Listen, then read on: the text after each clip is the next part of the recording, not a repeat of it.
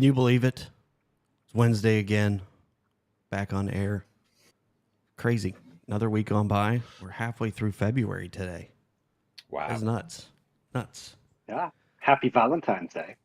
Yeah, so we got the flip-flop weather going on. You guys are freezing today. I'm going to have shorts and T-shirts today. So hopefully we don't lose internet because it's super windy here too. So hopefully we don't get any power lines go down during our show. So anything going on with you guys this week? Anything new and exciting? Nothing tech-wise. We were talking about all the sort of weird and wonderful experiments they run. I'm doing the cold plunge thing at the moment.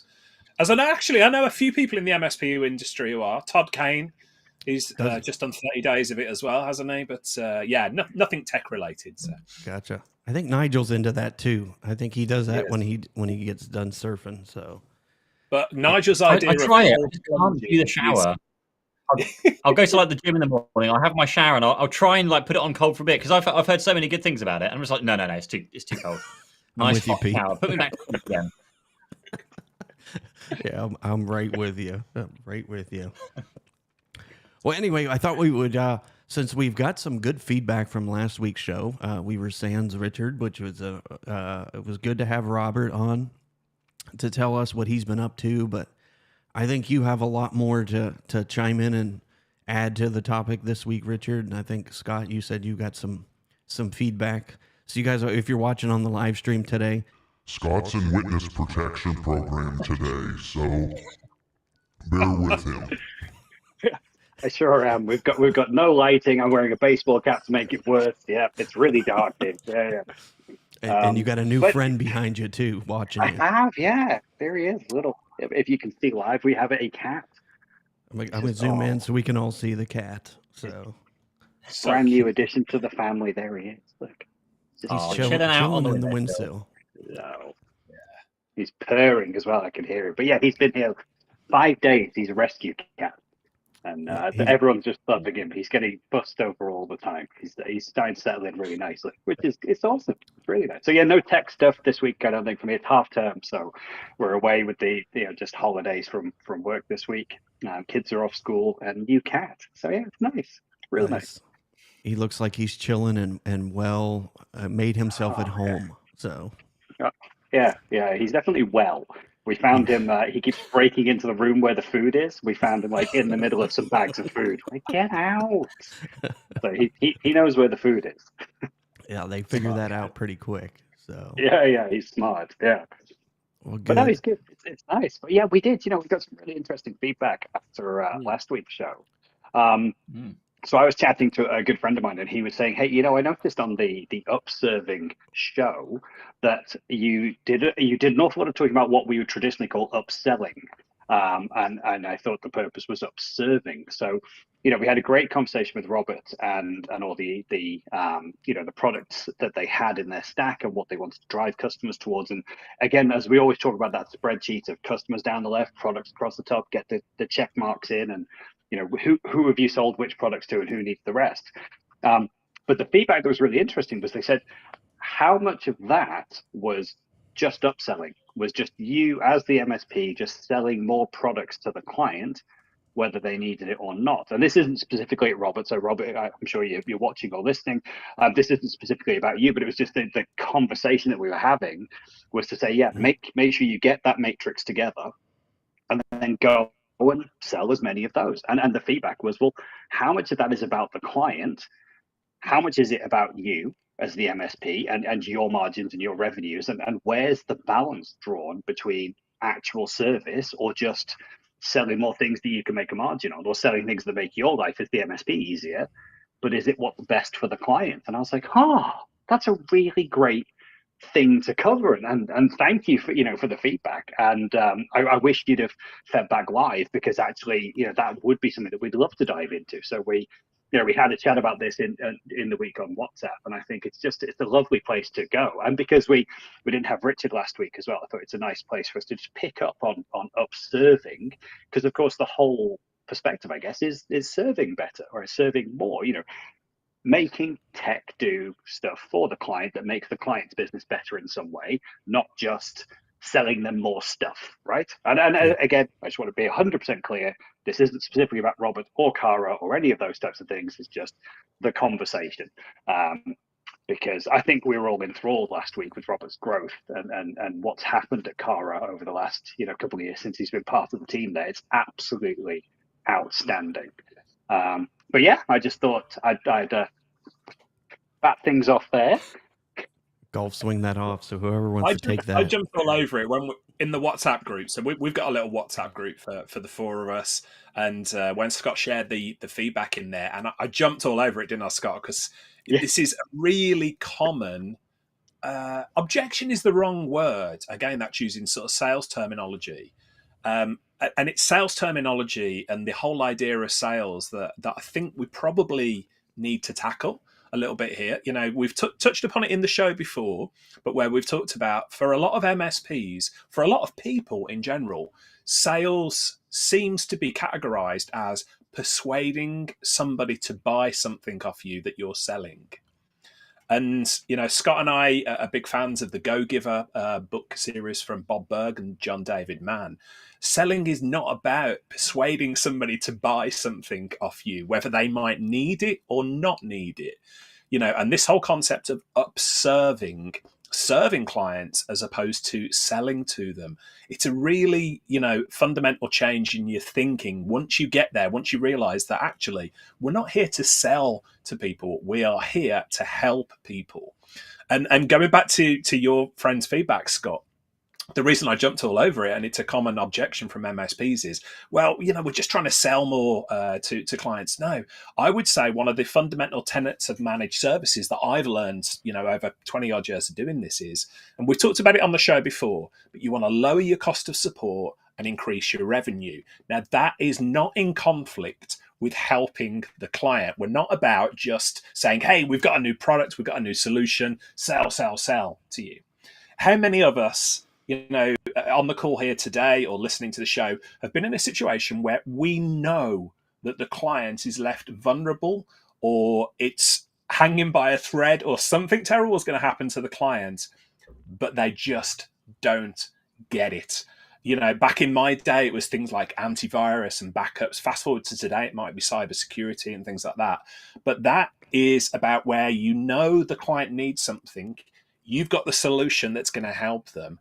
And it's not about persuading them. It's about putting that in front of them and, sharing with them, this is how you're going to get peace of mind. And then in answer to your friend, Scott, if they don't get it or they don't want it, okay, but at least you've got a clear mind that you've put in front of them, hey, here's a solution that's going to help you.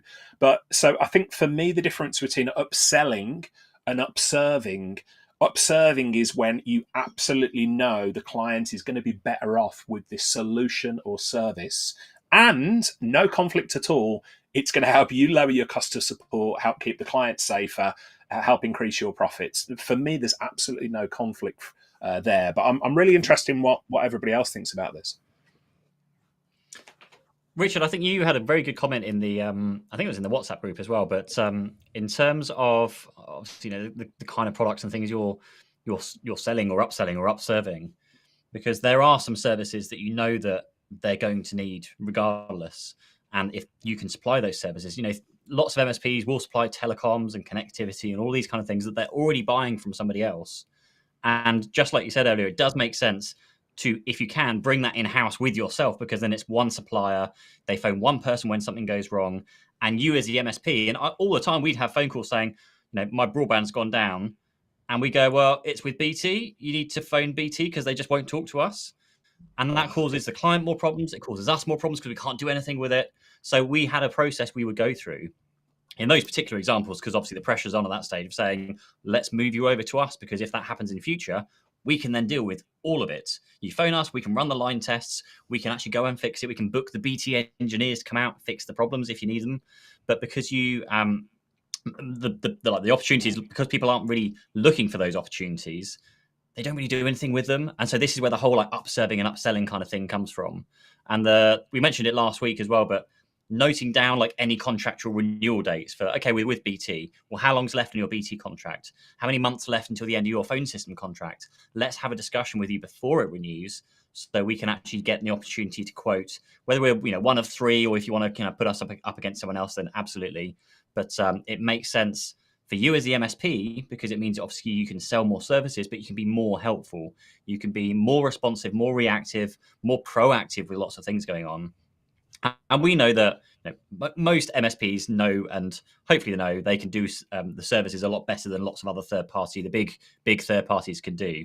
You're not just another number. You can give a much more personalized service. So it's a win for the client and a win for you as well. There's no, exactly like you're saying, there's no like sales pitch. It's just, hey, here's a problem. We have a solution. Let's see if we can work it out and try and time it correctly. As long as the economics and financial kind of things will work out properly. But I think that's very important. It's exactly like you said. It's not just a sales pitch. We're not flogging things you don't need. It's just for us, and very much like you were saying, we had the security stack, the lease line, connectivity, online backup. Just make sure we got ticks in all the boxes, because they are services that, well, every business we serviced, they all needed. It's not like we're trying to go out here and find things that don't exist just to try and make a bit of extra money. I mean, when you want to make the extra money, you kind of go through and say, okay, let's start crawling through and finding some old machines, so we can see if we can flog some old machines, new machines to people that need to upgrade to try and get a bit of extra revenue in before the end of the quarter or whatever it's going to be. That's kind of when you're trying to push things a bit further. But no, these are all legitimate services that they need to have that you can then provide for them. Yeah, I feel like I've talked for far too long. You've hit the nail on the head, Pete, I would say, yeah. Yeah, we'll welcome a couple of people to the show real quick, and then we'll move over to Robert's chiming in too. So Brant Collins from Little Rock, Arkansas. Welcome. Glad to have you, Brant. If you guys aren't familiar with Brant's work, Brant and DJ Strick, were partnered up for a while. That's how I get to know Brant. So good to have you tuning in. He's a fellow tech guy too. So Carlos Riviera tuning in from New Jersey, New York City. So glad to have you, my friend. And let's dig into some comments from Robert. Also said, yeah, we upserved our clients only because they needed the services, not because we just wanted to sell. And I think, that's the heart of it. He said we told clients they didn't need certain services and we removed them. So again, that's part of that service. And this is the nail on the head here. It's about the relationships. And if you have those good relationships, the customers know when they know when you're trying to serve them. And I think that's super key. Ian also said, we consider the upserving to be key to calling yourself an MSP. Yeah, definitely. And that's one of the things that I've kind of seen, maybe it's me, but I've kind of seen disappear, if you will, in managed services, not talked about a whole lot, is vendor management as part of your managed services. Like when I was running it a decade ago, that was a large part of the sell to managed services, is that we would manage those relationships. Exactly what you talked about, Pete, that if your copier goes out, I don't do copiers. There's a third party vendor that did copiers for the attorneys we serviced. I had no desire to get into the copier business. But if your copier breaks, you guys know what happens in a law firm. Everything grinds to a halt. You call us, because how many times have you guys dealt with a copier guy, and what do they say? When the copier guy says, okay, there's a problem with this, who do they usually blame? The IT people. Exactly. So you might as well handle that relationship. Exactly. Like, I don't think I've had a single time where you deal with a copier company who didn't blame it on the IT guy. It's the network. It's something else. So... the worst version of that, Andrew, is when you get a phone call as the MSP and you say, we've got and maybe I'm dating myself a bit with this reference, but we'll all sort of get it. Yeah. We've got a engineer here from the copier company. He wants the administrator password to be able to, and you're like, whoa! Yeah. That's a reason why you want to be managing those vendors, so you can set expectations and manage the whole process, not letting some crazy copier dude onto your network. And I think that's key to talking about that as you're selling your managed services, because we kind of glance over that. Yeah, we'll call the copier guy, but help them understand how those scenarios go and why it's important for you to manage that relationship, because they will pay for that convenience of their staff not having to call and everybody's down for 2 hours pointing fingers as to who the problem is. Yeah. We manage that relationship. So I think, that's for instance, like you said, Richard, pointing that out during your sales process. This is what we do for you. It's not just about, fixing printers and emails. We manage your relationships with your vendors, even if you don't sell it. So I think, a large portion of being able to raise your per seat price is make sure you talk about those things. Because I don't, and again, maybe it's me, I don't see enough MSPs talking about that portion of what you provide to as a managed service. I think we've become nowadays focused, ironically, given the topic we've got here, more on the technical. We've become focused on the services, not on the solutions. But to rewind a bit, I've said this on the show before, we got so good at doing the vendor management piece. I mean, old school MSP here, but we basically looked at managed services to the point of view that the client saw us as looking after anything with a plug on it. Yep. Anything had electricity going to it. Oh, it's probably we'll give our MSP a call for it. We got so good at doing that our clients started phoning us for things that were like wildly outside of our remit. So they would phone us for things like, "Hey, we've got a leak in the ladies' toilets.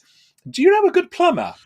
And instead of laughing it off, we said, absolutely, go and speak to these guys, because we were really good at networking and building that network there. But that all came around because when they phoned us about their air conditioning, when they phoned us about their copiers, when they phoned us about their telephone system, CRM, whatever it might be, we said, we can look after that for you. Now, we didn't necessarily do the work ourselves. We built what would be called by a lot of people as a strategic alliance. We budded up with other people to deliver those services. And some people might say, well, what on earth has this got to do with IT? What on earth has a plumber got to do with IT? It's got nothing at all to do with IT. But you move from being seen as that IT guy to being seen as that trusted advisor. That's the real value here. And actually, you may not even be the best IT guy in your part of the world, but if you can build up that trusted advisor relationship, that is really powerful, and people will definitely pay for that in the same way they pay for their accountant, solicitor, lawyer, all of that type of thing. So I think it's going back to what Robert said. It's all about the relationship. Yeah, just that integration there of the relationships, just to give you and that's why I think the way that I teach LinkedIn is not just to get on there and sell. Get on there and connect with people that could help your clients and have, like you said, build a deep network. And I think that's where you move out of that conversation with just being the IT guy. What, you got battery backup going off, Pete? I think we just had a power cut. Give me 2 minutes. Go ahead. Yeah, and we thought it was going to be you with the power cut, Andrew. Yeah, I know. I'm waiting for it. So, just to give you, for instance, I went and met an attorney, and who I had connected with on LinkedIn, and said, "Hey, let's go have coffee." Because that was how I did it. Thursday afternoons was dedicated time for me to go network, build connections, build relationships. So I went in and I was waiting for him, and I noticed on the receptionist desk, she had like 6 cleaning company contracts that they were going through. So I was chatting with her a little bit. She said, yeah, we're trying to pick out a cleaning company. And I happen to recognize one of them who served pretty much all of the rest of my clients. So I got on the elevator with the attorney, and I said, Susan said you're looking for a new cleaning company for the office. And he said, yeah. He's like, I have to do that when I have to pick one out whenever I come back from our meeting.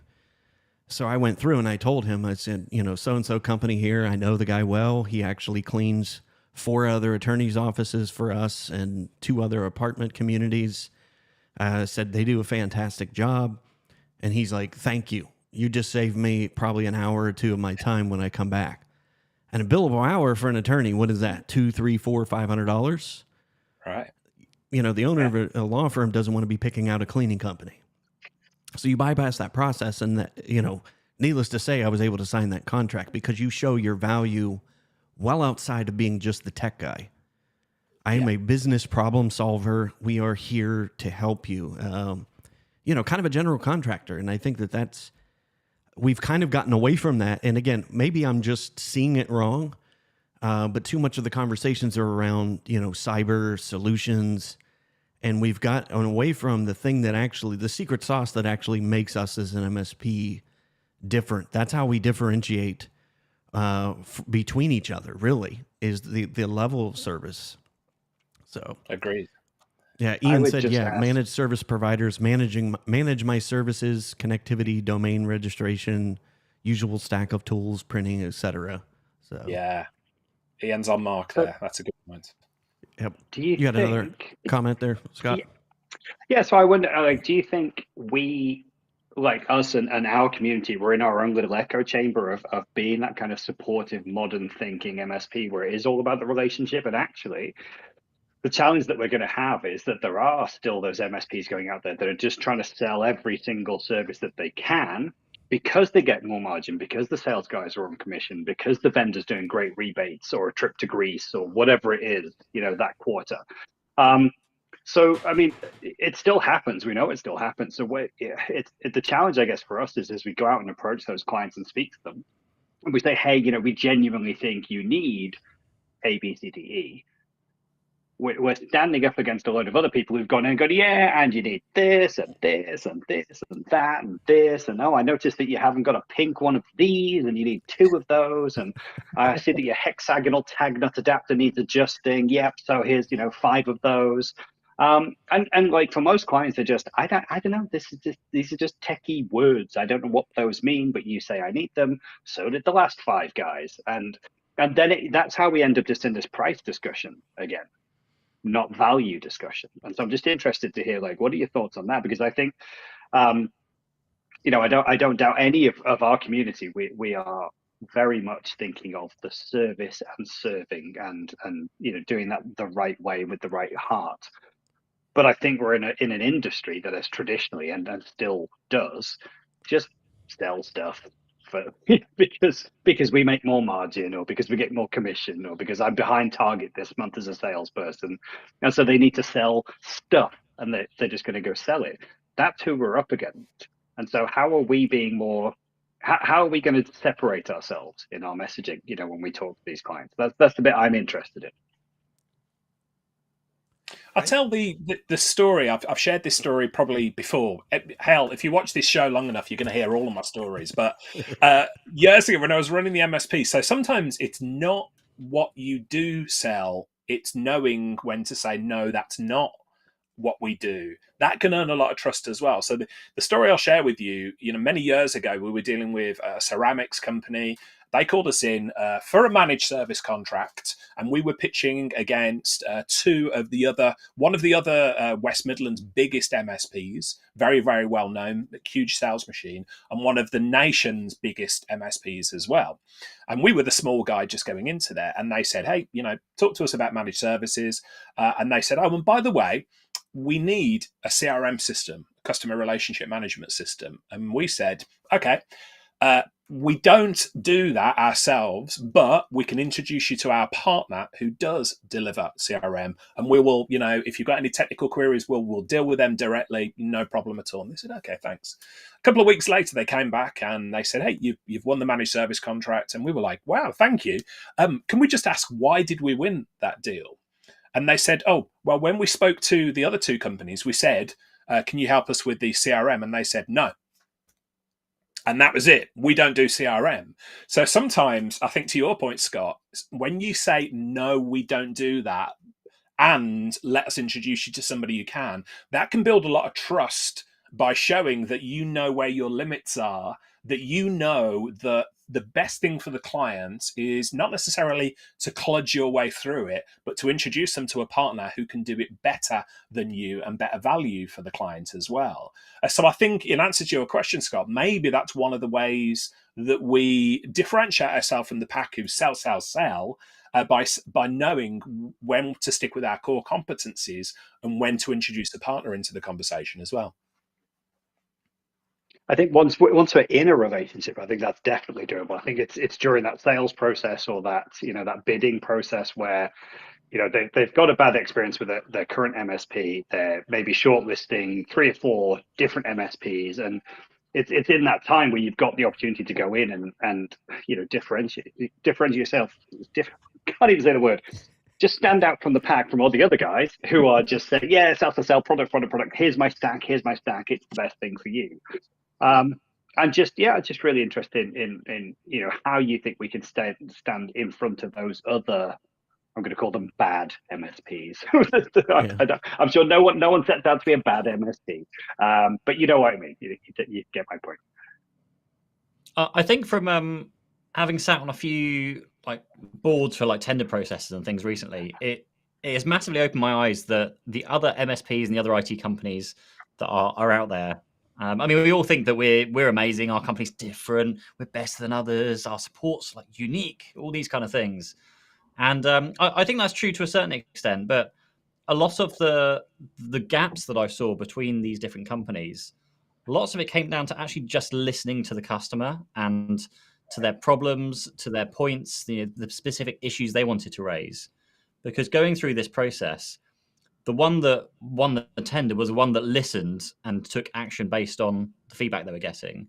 Whereas the others were, blinkers on, just going down their supplied route, which going down kind of what we've just been saying of like, no, your way or the highway, and you kind of have to know when to step back. But also you have to know when to listen and to try and make your conversation steer that towards how it's going to fix the things that they're talking about. And even simple things like the budget question of, what can you do for this budget?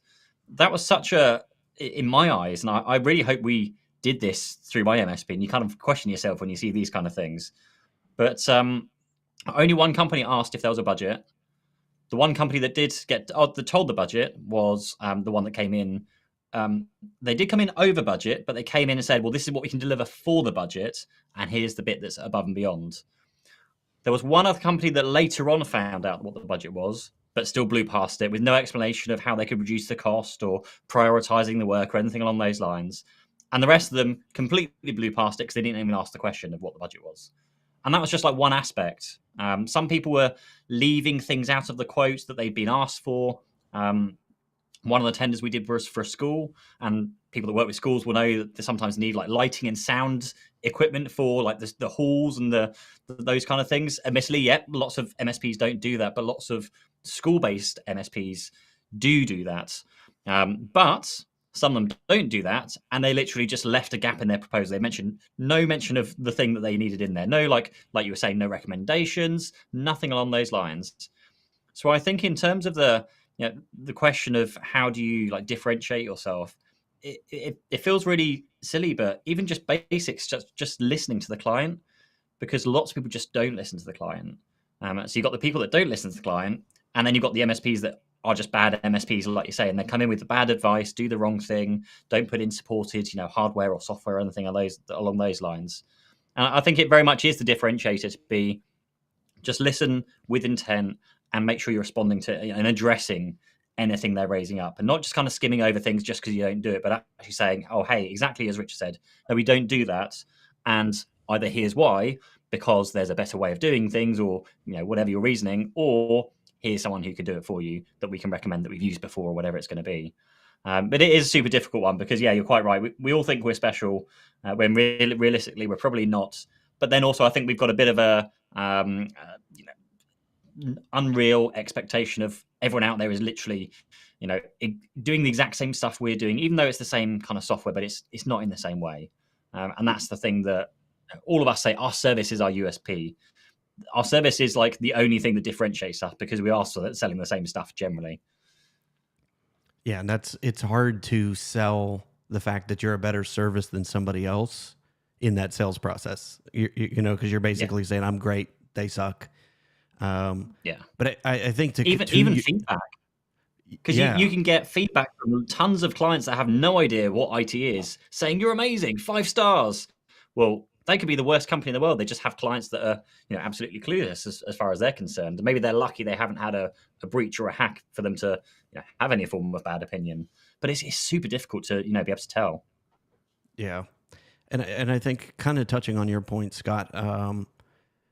The last couple years that I had my MSP, we refocused on, completely changing the sales process. I did everything in my power not to talk about the tech. during those sales process. I wanted to know business outcomes.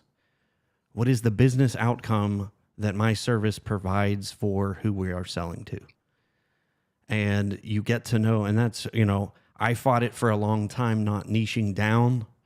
But when you do that, like, I solidified, we had others, but I had property management companies and attorneys. I knew the ins and outs of every business challenge that they had. And that's what I addressed in the sales process with new prospects, is you address the business challenges you've helped others solve. And to Pete's point, you got to listen and find out what their particular nuance is to the problems and challenges that they're having. And then it becomes, this is how our service helps you solve that business outcome. And I think that's kind of pulling away from the normal sales process that we all have seen. And, we still see. I still see the same sales process when I got into the business way back in 2004, almost 20 years ago. But I think that's what the business owners want to see, the business outcome of what writing you a check means. And I think, that's where the vendor management, I would sell hard on that. I would sell hard on the vendor management and talk about our executive concierge service, where we went above and beyond what anybody else was going to do. Yeah. And that's how I separated ourselves from the pack. I think there's a good analogy, Andrew, in the insurance market, and something Pete was saying, we all essentially sell the same type of thing, whether you agree with that or don't agree with that. If I look at the insurance market, when I want new house insurance or car insurance or whatever it might be, I go onto one of these screen scraper websites, the comparison websites. I find the cheapest quote. And then typically, if I'll look at that and it's like, great. But then if there's a quote that's almost the same price or even in the same ballpark, and I look at the reviews or the social proof, the testimonials about that insurance company, and people are saying things like, they made it super easy for us. In other words, these guys weren't your typical insurance so-and-sos who do everything in their power not to pay it on a claim to you. So when all things are equal or even close to equal, I'm going to go with somebody who has got a reputation for offering better service. And to Pete's point, about, we're all doing the same thing. The secret sauce is whether you can demonstrate and you can get the social proof, the testimonials, get across to people that when things go wrong, we're going to have your back. And I think that goes a huge, huge long way for people, going, okay, you might be a bit more expensive, but we know that you're going to have our back if and when things go wrong. And that's the differentiator. And I think actually going back to something Scott said earlier on, when, people are overselling and stuff, there are lots of different ways you can differentiate yourself. But actually, that's one of them, but saying we're definitely going to have your back when things go wrong. Not just talking about it, getting other people to talk about it. I think that's a big part of the puzzle. It is. Yeah. Carlos Rivera said, the key, I think, is to make it easier for the client. Exactly. It's easier for the client to call a single point of contact for all their IT needs. That's the value we should be getting. Yeah. For sure. Tim Coach had a quick question here. Said the issue with vendor management is time. It's fine if it's a few minutes to manage, but what do you do if you spend hours, days, weeks working with a managed vendor? How do you suggest managing that? Love that question. Can I jump in there? I'm sure you've got some ideas on it as well. Do Pete. Do it up. The thing to me, and it's a great question from Tim, like vendor management, great, but what if the client starts throwing all of these different line of business and third-party applications? This is where you build the relationships up with your preferred third parties, and then everything gets a lot smoother. So some really good examples of this, I think, from my world in the past might have been accounts packages like Sage and QuickBooks and things of that nature. They tended to be a little bit of a pig to deal with, but we built up relationships with third parties who did specialist support for those things. And then when the client had an issue that we couldn't solve ourselves, it immediately got escalated to our trusted partner and they dealt with it on the behalf. So I think that's a really short answer to what can be a long and complicated sort of situation, Tim. But from my perspective, if you build that relationship with the third parties, it's going to remove a ton of the friction of doing business there, and you're going to come off looking like the hero as a result. I think something I'd add to that is make sure you're bidding for it. Sorry. We might have been about to say the same thing. You go. Well, I was going to say my add-on to that is just to make sure you're billing for it, and even have a category in your ticketing tool to categorize the vendor management or something. Because as things do start to balloon, Sage exactly was one of those ones that we repeatedly had issues with, particularly at certain times of the year. And you don't know what you don't know. So just make sure you're tracking those hours, so at least you can go back to the client and study and go, okay, we've spent X hours this month speaking to these 2 suppliers of yours. What's going on? Do we need to do we need to do something else? Do we need to find someone else, or what can we do to reduce those hours? And in some cases, with some of our clients, we did just say, if you want to bring the cost is going to go up unless we stop doing these phone calls. So in some situations, we just stopped calling Sage because we all know how horrendous Sage can be sometimes. And we just left that with the client, and they were happy for their staff to do that if they want to waste their staff's time. But it's one of those conversations I think you just need to have. Pete, how dare you besmirch Sage? You realise where I am. I'm in Newcastle upon Tyne, which is the home of Sage. How dare you? I'm assuming you know how bad Sage is, surely. Sage just needs to die a death. God. No chance that's going to happen, but we're zero users for what it's Can we line Sage up next about to 15 minutes away from where I am in the studio right now. I feel like we should gather all of Sage together and just stick it in a car park next to WH Smith's, which is one of those stores that we have here in the UK that I don't understand. You sell Parker pens that nobody wants. You sell papers that people just walk in and read and walk back out without buying. And you sell notepads. I mean, we've all got Amazon. How is it still in business? I don't understand. High street shops are closing all over the place. That one's still going. I'm going to stop ranting. Anyway, my point for Tim. Tim, I think one of the other options that you could consider, I'm not saying it's right for everybody, one of the other options you could consider is putting a limit on the amount of time that you would spend on certain vendor tickets each month.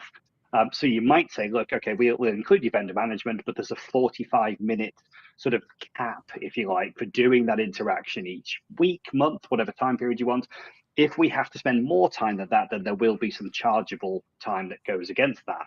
And I think everyone can understand, look, we're saying we do everything. We're saying we look after all your vendors, and there's a reasonable expectation of the amount of effort that's involved in that. They know themselves, if it's a terrible vendor, they'd have to spend 6 hours on the phone trying to deal with an issue, and they're just going to lump that on you, and you're going to do it as part of the service. They know what they're getting, right? So you can quite happily say, no, that there's a cap per ticket or per incident or per time period, whatever it is, and above that, we're going to have to charge extra.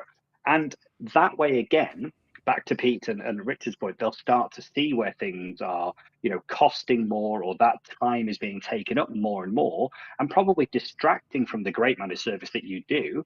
And some of those tickets are going to be slow. They go, oh, you never solved that Sage problem. Well, no, you can see from the hours we've spent and had to bill you on it that it's not really within our gift to fix. So again, it helps just separate out, this is the stuff that we do. This is stuff we're going to have to charge extra for, and doesn't just leave you hanging with the, well, I've said I'll do it, so now I'm going to have to do it no matter how many hours it takes. So I just thought that might be another tack you could have a look at. Yeah, what we did with attorneys, and again, I think that's the key with niching down and understanding the markets you're in. Like you guys said, Sage is a pain. Okay, I account for that in my managed services. You account for the PIA factor of whatever tools they're dealing with. So for me, I factored that in there. And again, that's up to me to explain why our price is the way it is. And that's why it's important to tell those stories. We have other customers using Sage. They had this problem. And like you said, Scott, the customers know, okay, we had that exact same problem. Okay, how many hours did that cost you? It cost my client over here 25 hours of his time to do that. Okay, well, it cost us the same amount. Okay, that's part of our service. So we factor in having to deal with those things. Practice management software for attorneys, same thing. Whenever there's updates that have to occur, you explain that to them, that we realize that, these particular softwares do yearly updates and they're pretty big. So we're going to have some extra time in doing backups and recovery, just making sure everything's there. And then if there's new features that roll out, we're going to have increased tech support because people are going to be asking questions. Where did this go? Or why did this move? But when you explain all of that to them in a sales process or a TBR at some point, letting them see, painting that picture is key. Rather than going through and saying line item, all those things out, that's where understanding the industries really came into play. And again, taking those things off of their plate. People pay for convenience. You're paying extra for the convenience of us having to deal with that. And we would go back, like what you guys said, we would go back and review periodically our contracts. So we didn't let it go 3 years before we did a price increase. We knew, okay, we looked at all of those things and we had that broken out in ConnectWise. Any vendor management had its own category. So I could go through and see each one of my clients, how much vendor management are we actually doing? So to Pete's point, having those educated conversations, here's the data. Here's the data we're looking at. And again, whether or not you're in line with how you quoted it in the first place or whether or not you need to adjust the price or, like Pete said, pick a different vendor. Do we need to look at somebody else that's not so labor intensive? And those conversations in the sales process are super important because then that takes you away from, okay, you do Office 365, you fix printers, you do everything else that the last 5 quotes said. And I think that's super important to get that across in that sales process to reassure them that you got your back. We got their back. A key point I'd like to make here, and this is something I learned the hard way, and I picked up from one of my great friends and mentors, Carl Palachuk. That is making sure that if you are offering to support a client's, let's say, line of business application, third-party application, whatever it might be, that the client has a support contract in place with the vendor. So what you don't want in this situation is, as we just said about like Sage or whatever it might be, the client going, oh man, this is a real pain. We don't want to go through this. So we're just going to hand it to these guys. Your client cannot abdicate responsibility for support, for updates on that product, whatever it might be. So when you go into it, you could actually say within your contract or within the sales discussion, hey, we will extend support to you on any product that you've got a support contract for. We will take it out of your hands. We will handle the ticket. We will handle all of that type of thing for you, knowing that you've got the third-party experts there. Now, back to one of Tim's earlier points, once you start to build this catalog of really trusted suppliers, you can then make recommendations. You can say, actually, Sage is not a good fit there. Let's introduce you to our friends at Xero or whatever it might be. And that's the way we started to lower the cost of support, increase the revenue. But you cannot take on board that third-party line of business product where they say, oh, we need an update for this. Right, where's the original discs? Oh, there's a floppy disk somewhere in that drawer over there. And you're like, a what? You can't, no, it's got to be a supported product. So. Yeah, and I think that's key in the discovery process. We made that part of our discovery process as we're going in, because we all have that conversation. Okay, the next point is to do our network audit, that typical thing. But that's part of the process is, finding all of those things out before, well beforehand. And, you line out all of those line of business apps. You make sure of those things in the discovery process. And one of the things that we did as well is talking to the people you're going to be supporting before I give a quote. And that was super key for me to understand how the business thinks, how the business operates, because I also know, we all know that there is a PIA factor, that a variable that we may have to add in here to take this client on. But I think, like you said, Richard, finding all of those things out, making that super clear in that discovery process so that when you sit down and you're actually talking, the numbers of it, they understand the full scope of what you're doing. And to Pete's point, like that's the differentiator. You said that one vendor took the time to bother to find more details. Only one. We don't have to do anything spectacular really to elevate ourselves above the rest of the folks out there. That's just the nature of the business that we're in. But I think, yeah, that's super important to have all of that in the discovery process. And to Tim's point here, how often do you suggest reviewing the contracts with your clients so that you are not getting blamed? So anybody have any tips for Tim there? We'd always do it on a quarterly basis. So even though we had annual contracts, just review them on a quarterly basis. And when I say review them with a client, so we would review them internally to check our data and make sure that it was kind of within acceptable usage. And if there was any issues for 3 months, 3 months consecutively, then we'd have a discussion with the client to say, okay, we need to figure out what's going on here. Let's have a discussion. Is there something going on behind the scenes? Do we need to look at changing vendors? But yeah, every 3 months for us. We looked at it regularly. And it goes back to something that we keep banging the drum about on this show, and that is if you capture the time that you're spending on these different things properly, you can go in and say, actually, we have spent an inordinate amount of time managing Sage products. We're picking on Sage a lot. Last week it was Microsoft. This week it's Sage. Next week, you've got to be nice to us as vendors. But yeah, so once you're categorizing that time, you can actually easily pick out, look, we're spending an inordinate amount of time dealing with this vendor for this client. If we continue on this basis, this project, this customer, this client is not going to be profitable for us. So in answer to Tim's question, similar to Pete, we would go back to them regularly and say, actually, we're looking at this. We really recommend you move across to zero for your accounting because it's going to be easier for you. It's going to be easier to support and it's the future.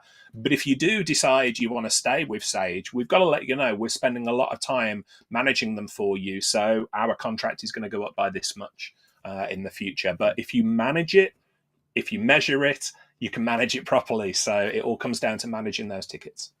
Yeah. Added to that slightly, if because we had a few of those discussions, like, okay, we recommend this, or you do this, this will fix the ongoing problem. If they then said, no, we don't want to do that for any reason, I appreciate for accounts, it's obviously a big change to do that. Within our contract, that gave us the right to say, okay, that's fine. Now that is now excluded from our contract. It's kind of on a, to a certain extent, on a best efforts basis. So we'll do kind of what we can, but we are within our rights just to say, no, sorry, that's now not covered, and we can charge for it. Because everyone has one of those, like an Access database that was put together by someone like 20 years ago, and they're like on their last legs, and you're not sure what's going to happen next. Like, we all have one of those, and even still, a lot of my clients have those. Getting back to the theme of this show, we were talking about upserving. A brilliant example, I would say, of how we did that with exactly that scenario, Pete. So we used to do a lot of work with clients in engineering, manufacturing, those sort of things. There is always, isn't there, a machine on the workshop floor. You don't even know the machine's there, but it's like a Compaq machine from like 1991 that still uses floppy disks, but it runs the only software that can power, let's just say, the laser cutting machine or something. So you've got two options there, haven't you? The first option is you become an expert on laser cutting machines and say, actually, things have moved forward. We think you should have this. Quite difficult, quite niche, very niche indeed. Or you can upserve the client by saying, if that machine blew up, how would you replace it? And they'd be like, You could say to them, okay, we would do regular image-based backups of that machine that can be restored onto dissimilar hardware. So if that fails, you've got a fighting chance of being able to buy a new PC, restore the image onto it, and away we go. Of course, it's never quite that simple, but there's an example of where you could choose key machines within a client's network that absolutely they cannot be without, and you can upserve that client by selling them workstation backup and disaster recovery for those particular machines. And we did that quite successfully. Again, lowered our cost of support because who was going to get blamed when it went wrong? It was going to be us. So we made it to cover ourselves there. And that all works perfectly right up until the point where it's, and by the way, the machine needs domain admin privileges. Yeah. Or no, the one we had, Pete, was right, where can we source a machine that's got a parallel port or a 25-pin serial port? And then the younger engineers in the office are like, a what now? And we're like, it's like a USB port, but bigger. Yeah. I want to throw a question ahead, out there if I can, do guys. Yep. Kind of on the upserving side of things. So I was chatting with a guy. He sent me a message the other day saying I might be turning down a 30 grand 365 licensing deal because they want it annual commit but want to pay monthly. He's a small company. He can't stomach the potential risk of if they go under and stop paying them or something. How could you turn that around? Like, should that just be a stage you just turn around and say, no, that's not for me, we can't do that? Or are there any other creative ways you can think of for that person to be able to, because 30K is a good chunk of business for essentially a one-man kind of MSP. And it's one of those tempting things. And the only things I could think of really is certainly like credit checking your client, making sure that they are good and have good credit history so you know they're good for it, so to speak. But there's always that risk, so we know that it could happen. Someone else mentioned getting insurance, but someone also mentioned that getting insurance was extremely expensive to get that kind of level of cover, apparently, like more than what you probably lose from not having it. So yeah, just thought I'd throw that one out there if anyone's got any clever thoughts on. Obviously, one of these things is like small MSPs trying to grow, and you get those kind of roadblocks in the way that really stops progress in some stages. It's interesting, isn't it? Because that's worth, what do you say, 30 grand a month? Good question. I don't know. I mean, yeah, I'm not sure. No, if it's did you say it was 30 grand a month in licensing? It was a 30K 365 licensing deal on an annual commit but monthly paid. So maybe that's a 30K over a year. Okay, because I was like, 30K a month, that's huge. It's a big company. Way into EA territory. Oh yeah, 30K a month would be, yeah.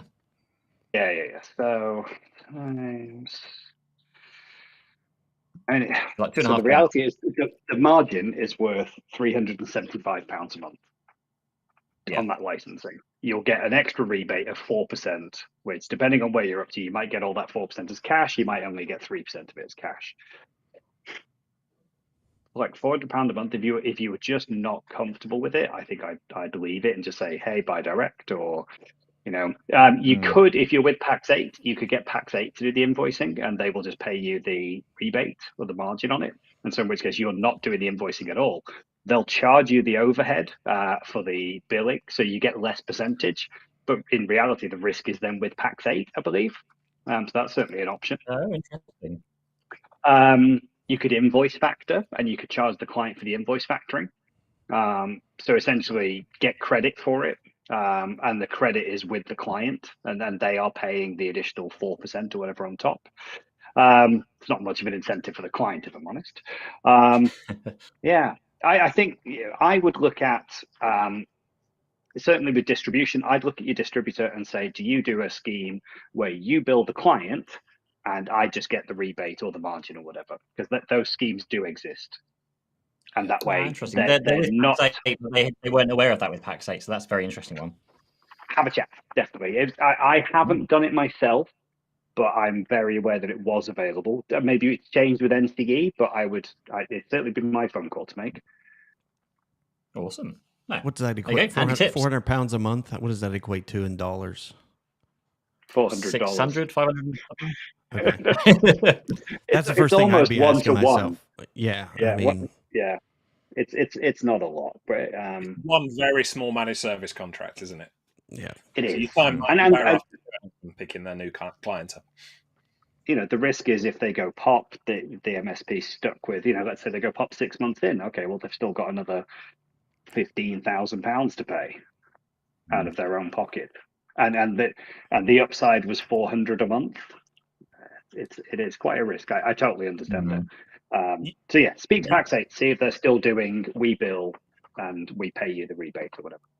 You make a really good point, Scott. We could probably, Andrew, do a whole show about the value that distributors can add to the MSP's relationship that is massively overlooked.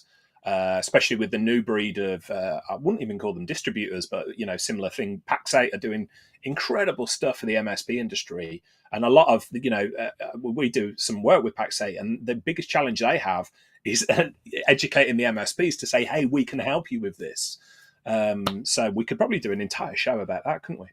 I think so, because one of the vendors, did you guys ever use Chartec? I think they're a US based. They weren't really in the UK, but are aware of them. Gotcha. Yeah, like that was another one that I had debate to and for, about hardware. We did our hardware as a service through Chartec, and yes, I did it for a while. We white labeled our own stuff. I had a vendor that would build machines literally half a mile from my office. Went down that road. But yeah, I think the value there for that was I didn't have to worry about it. I didn't have to worry about warranties. I could literally, somebody gets hosed with a virus on their machine. I could go into Chartec, request a new box, and I would have it at 9 a.m. the next day shipped from California with my image on it for that customer. Yeah, I paid a premium for that, but I didn't have to worry about it. Like I didn't have to deal with warranties. I didn't have to deal with any of that crap. So it's going back to the original conversation we had, isn't it, Andrew, about why, as an MSP, how can we differentiate ourselves? Well, we can, and I think it was Ian who said, you just want to make things life easy for the client. In this instance, we're the client and the distributor is, the people who are selling. Well, what can they do differently for you? What do Pax8 do better than your West Coast or Tech Data, whoever it might be? Yeah. Yeah, and I think just those things that you save as an MSP, I didn't have to worry about that, and that allowed me to concentrate on growing. That allowed me to concentrate on providing better customer service. So, yes, I could have made a little bit more money had I done it myself, but again, we don't always look at that cost versus our time. We're taking away our time, but you're also taking away your ability to grow your business. So that's even more cost that we don't factor in. Yeah, I like that. We'll definitely maybe see if we can get some folks from Pax8 to jump on. I would like to explore myself what they do. Pax8 wasn't around when I had my MSP, and I think what other ones are out there that are doing similar type things with consolidation, with billing, and those types of things. I mean, the Disneys are all doing it now, aren't they? The West Coast, the Tech Datas, the Synexes, they're all doing the consolidated kind of MSP billing now. Yeah. As a general spokesperson for Pax8, because I'm on pretty much all of their launch briefings here in the UK when they're attracting new partners, I'll answer you and say, no one's doing it as well, Andrew. It's Pax8 or the Highway. But genuinely, they are doing a really good job. I know quite a few of the UK folks, if you want to get a UK person on, but they're doing a huge conference in Denver in June, which is their first conference. So I'll be heading over there for that as well. But they're a great bunch. They actually give a crap about MSPs and what MSPs need, and that's just a breath of fresh air, for a lot of distribution. I know some are better than others, and I'm genuinely not going to tar everybody with the same brush. I'm not, because I know some of them are really great. But some of the experience has just been box shifting mentality, and it's still there. Clunky old portals, old paperwork processes, manual approvals, licenses that don't appear until over the weekend because someone's come in on Monday morning and pressed a button. Just so old school, and just no knowledge of the products that they're selling. So you're like, I'm stuck with this, it's not working. Oh, cool. Have you raised a ticket with the vendor? No, I got this through you. I was hoping for some. Pax8 have vendor support capability in all of the products that they sell. They have 98% automation. So anything you buy through the portal is automated and delivered to the end client. It's really good. Yeah, I'll shut up, because otherwise I'm just sounding like a shill for Pax8. And I don't include Pax8 hour here on Pax8. I do the Pax8 hour once a month anyway when I do their partner launches. It's again, lovely people, but I'm sure they would be delighted to come on and chat. Plus one, I've interviewed Matt Lee's been on my show a couple times. Oh yeah, Matt Lee's a legend. Love Matt, and kudos to them for picking up Rob Ray. That was just an amazing pickup for them. Yeah. I've known Rob since my Level Platforms days. I think we connected way back in 2007. So It's quite a ride. He's keynoting at Beyond, I think. He's going to be the keynote. That's what I just saw. Yeah. So, I think there's lots of exciting things, and I think there's lots of ways for MSPs to be able to take that next step as a version 2.0 or 3.0, wherever we're at with the MSP industry. And I think it is going to be, with partnerships like PAX8, that are going to allow you to scale at the speed that you want to scale, assuming that's your goal. So, good deal, guys. We got a little bit past the hour, and I know you guys got a jet. But yeah, this was a great discussion. I'm glad we did a part 2 of upserving. And if you're listening to this on the podcast, please reach out with questions for us if you think of any questions. And if you're tuning in over there in YouTube land, be sure to like and subscribe while you're there. I forgot to say that last week. So, we'll do our typical plug there. But yeah, reach out if there's anything you guys want to cover. Next week, I think we have scheduled an Ask Us Anything show. So bring your questions, bring those tough things. We'll see what we can to answer those tough questions next week. So thank you, Ian, for tuning in live. Tim Coach, I just connected with last week, so they're doing some exciting stuff. Like, that's another vendor that I think, again, there's some really, really cool stuff being done in the space. And I think it's going to get even cooler with all the tech people that got laid off. That's 100,000 smart people that are in the market now building cool stuff. Who else? Robert Gibbons, Carlos Rivera, Brant, if you're still on, thank you for tuning in live. And anyone else who's watching this or listening to this later, thank you so much. We appreciate all the love and support for the show. So any parting thoughts from you guys, and we will go ahead and wrap for the week. My only passing thought is it looks like Scott's got shrinking throughout the show. We were saying Richard's the lowest down, and now Scott's the lowest. I told you. I don't know what they've done to this chair, right? But I am just sliding off the front of it throughout the whole show. So I've been fighting, and as it's got to the hour, I've just gone, you know what? No, I'm just going to slouch. He's going to slide with it. So. Oh, we should put it out to the audience as well. I'm on assignment next week, so I'm not going to be a part of the usual Fantastic Four. Yeah, so who's gonna step in?